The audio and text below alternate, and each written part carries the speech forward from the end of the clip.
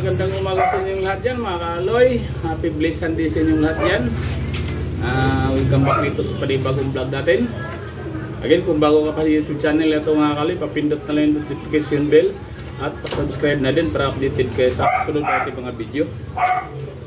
So ngayon mga ka-aloy, yung ginagawa natin ay screen na lang. Yung mga sliding panels natin ay matapos na. Tapos yung isang screen, mga screen tapos na din. Ito mga kalay ay yung mga sliding panels natin, assemble na natin kahapon yan. Marami-rami yan, 21 panels yan. Tapos ito yung screen natin, mayroon siyang partition sa gitna kasi sobrang laki. Halo nito. Tapos ang gagamitin nating screen dito ay ang hard mist, yung makapal. Medyo mahal yun pero okay lang. Tapos ngayon mga kaloy, meron ako tinira sa inyo para isang pirasong screen para at least kahit pa paano may maisira ko sa inyo sa araw na to kung ano yung mga ginagamit ko at ang pag-assemble kung paano. Tinira ko itong isa para sa inyo ito.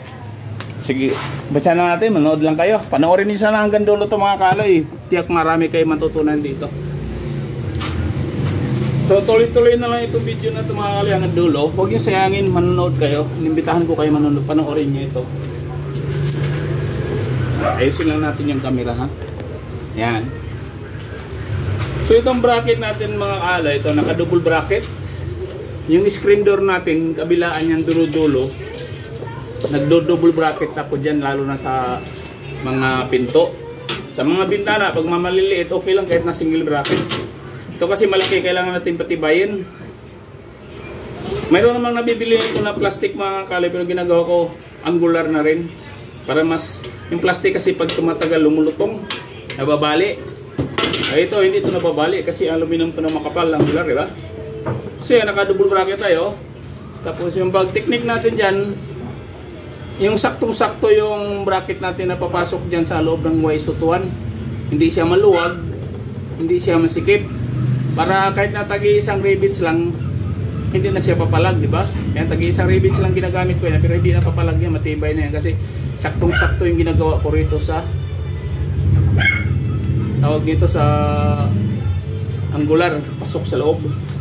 Tapos pagdating naman dito sa mga kaloy, pag itong angular din natin, kailangan din saktong-sakto din siya rito. Kahit na isa lang i-rivets natin dito sa may bandang dito, isa lang i-rivets natin dyan. Talaga matibay kasi magkontrahan na yun pag saktong-sakto. Ang maluwag, kikiwang-kiwang na gano'n yung natin, mahina, di ba?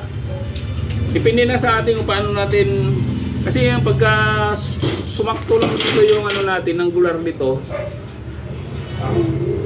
pag naisip natin, naisagad sa aluminum nito, magkontrahan na itong magkabilang labi na ito, dito at saka dito, di ba?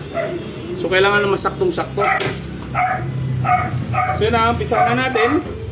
Okay, naka-bracket na ito. Gagawin na lang natin ay ang itong gulong ko. Yan, mas matatag yung gulong ko sas bearing ito mga kaloy. Ayan, pang to, pang glass. Pag salamin talaga ito na hindi na ako gumagamit ng tawag nito yung screen roller. Ginagamit ko na ito nang ginagamit ko lalo na pagdating sa pinto, di ba? To, stainless ito, steel siya. Tapos napaka-smooth pa ang nito, paglaro. Yung tulak mo napakalambot. So ang gagawin lang natin kasi pang salamin ito, may kanal, di ba? Diyan yung salamin ilalagay Ngayon tatanggalin natin itong itong clip na to para i-rivets natin siya. Mayroon tong tamang-tama lang din may i-rivets Squatin lang ng screwdriver o kaya yung black screw kung ano pwede nyo yung panikwat. So tanggalin na natin to, di ba? Ayan di ba? So wala na ito, tapon na natin to, wala na to, wala lang silbi ito. Ito lang gagamitin natin may butas yan na tamang-tama yung rivets mo kabilang dulo. So sa pinto para mga kaloy, ginagamit ko, mayroon kasi itong single bearing, mayroon ding double. Ang ginagamit ko double kasi pinto nga itong ginagamit. At medyo mabigat rin yung dyan kasi hard mist nga. Para tatagal talaga ng gusto yung ginagawa natin, di ba? Pulido. Kasi hinanap naman natin yung pulido di ba? Yung ulit-ulit sa atin yung may nagpagawa sa atin. Hindi nagdadala, hindi natin tinitipid. Eh ito, medyo mahal to kaysa screen bearing o screen roller. Mahal to kasi stainless ito eh. Di ba? Pwede naman to doon sa side natin ikabit. So ang kagandahan nito mga kalay, hindi na natin binubutas dito sa baba. Di ba? Diretso lang natin sa suksok kasi mayroon na itong konting clearance na maglalaro na yan, iikot na yan. Papasok lang siya natin dito. Yan, itong ano kasi mga kaloy, ibang maganda itong ano kasi hindi katulad ng ibang YS221, maluwag yung ano rito. Ito kahit na hindi mo na siya, hindi siya nalaglag, di ba? Kaya Unipreme ako kumukuha ng ano tawag nito yung aluminum niya, Unipreme yan eh. Yan, okay ito mga kaloy, kahit na hindi mo pa rivets, hindi na nalalaglag. So kailangan pa rin talaga natin rivets. Yung ibang YS221 nalalaglag yan, maluwag yan.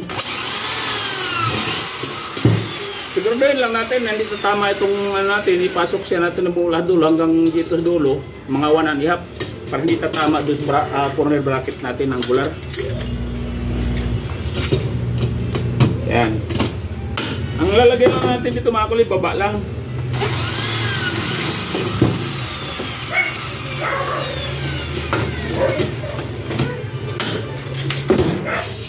Ayan, apply nyo sa sarili ito mga kalay at tawag nito, napakaganda nito.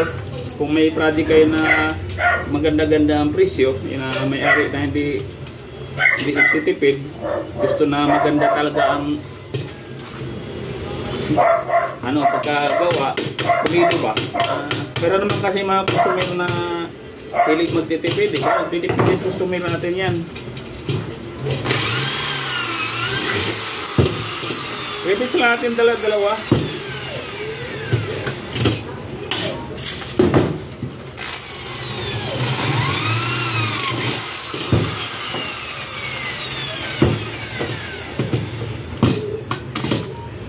Ayan.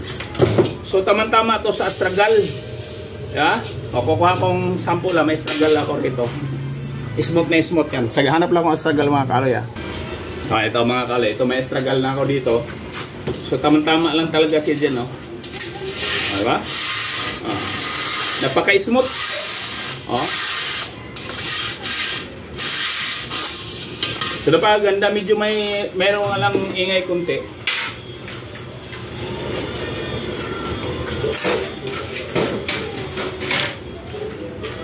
Pero pag naisilan naman natin yung astragal na yun sa ano, hindi na maingay yan. Maingay nga lang yun kasi wala namang silan pa. Hindi pa nakapix, diba? So yan, naikabit na natin yung gulong. Assemble na natin siya. So dito mga kalay, tag-isang rivets nga lang sasabihin natin basta, gamitin natin. Basta sakto lang yung ano natin, tawag nito yung bracket natin. Hindi siya maluwag, hindi siya masikip. So baba, tag-isang rivets lang, labas loob. Pwede naman dalawa. Kaya lang pangit tingnan kapag ano, kasi parang garapata. Nasa sa inyo naman kung damihan yung rivets. Pero sa akin, basta hindi na gumagalaw yung bracket, isa lang ito. Magaan lang, ano lang na screen lang naman kasi ito.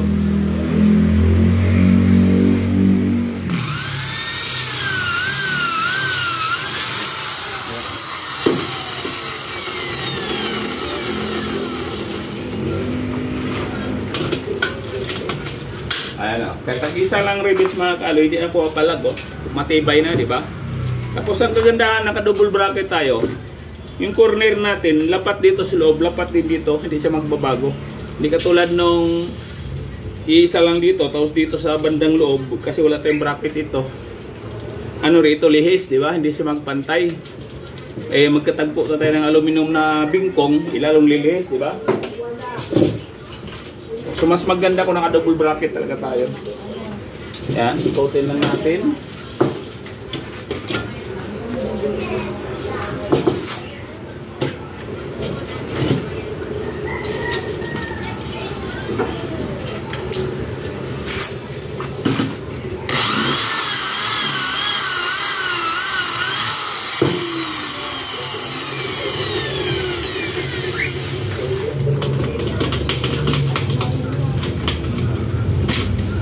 Yan.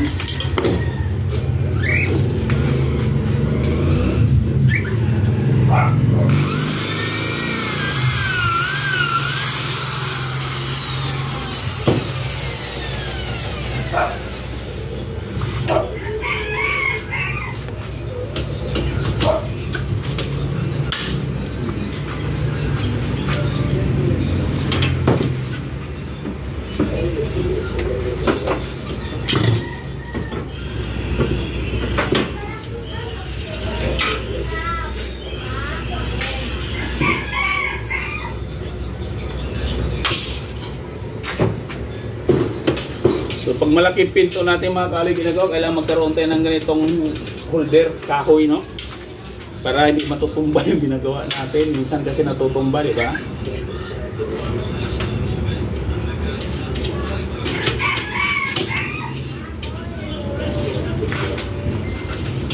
Yan.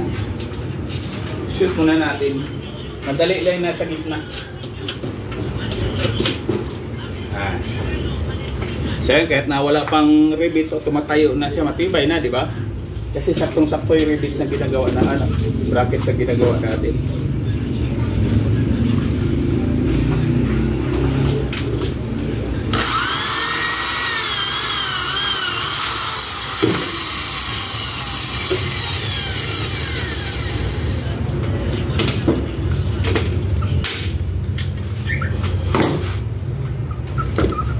Bila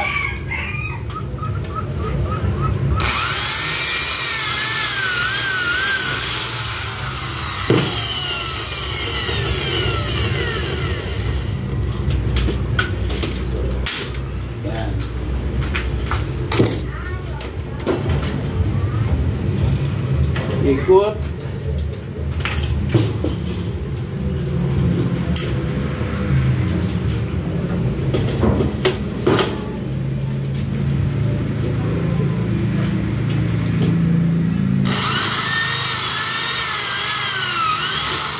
Yung mga beginners ulit yan, para sa inyo itong video na to, o kaya yung mga interesado matututo, anood na lang at libre ito.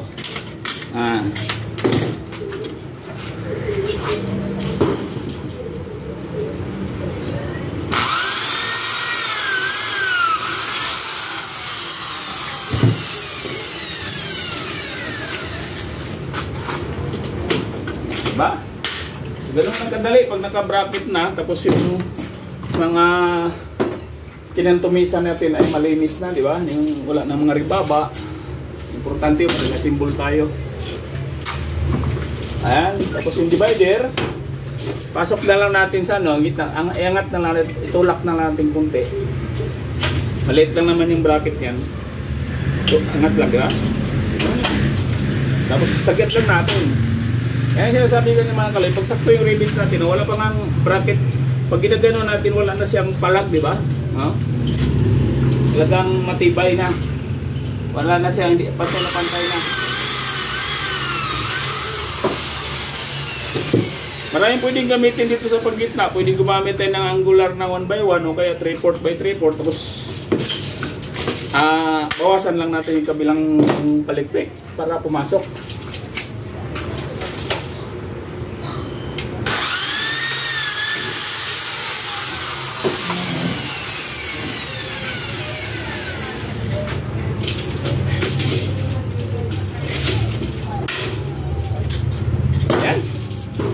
Diba? O, tag-isang rivets lang mga kalay. Tingnan mo, hindi lang po palang yan. Hindi naman. Kung maluwag yung bracket natin dyan, pagka ginagano natin yan, gagalaw. Pero kung saktong-sakto lang yung bracket mo dyan sa loob, hindi na siya kapalag, di ba? Yan ang technique dyan sa paggagawa natin ng screen divider. Kasi hindi naman pwede, malambot kasi ito, di ba? Kahit na medyo may kakapalan nito dahil sa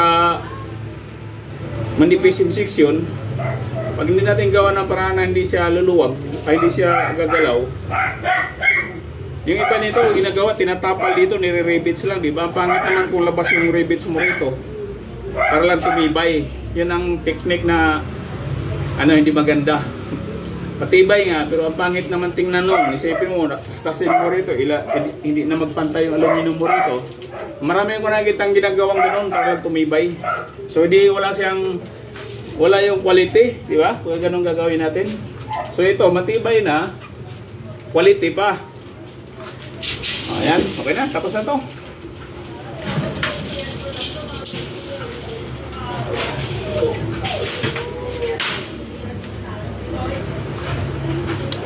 So yun, hindi ko na lang habaan masyado itong video na ito mga kaaloy, kasi bukas papag-deliver ko na yung mga salamin yan, sasalpakan ko na yan.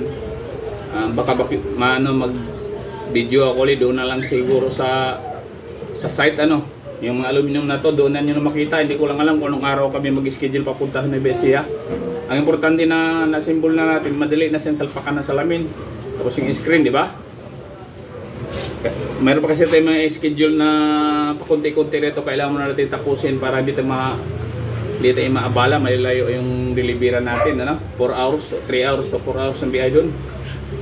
So yun, dito na lang itong mga video na ito mga kalay. Salamat sa inyong lahat sa panonood, sa pagsubaybay araw-araw, and God bless us all sa inyong lahat. Bye bye.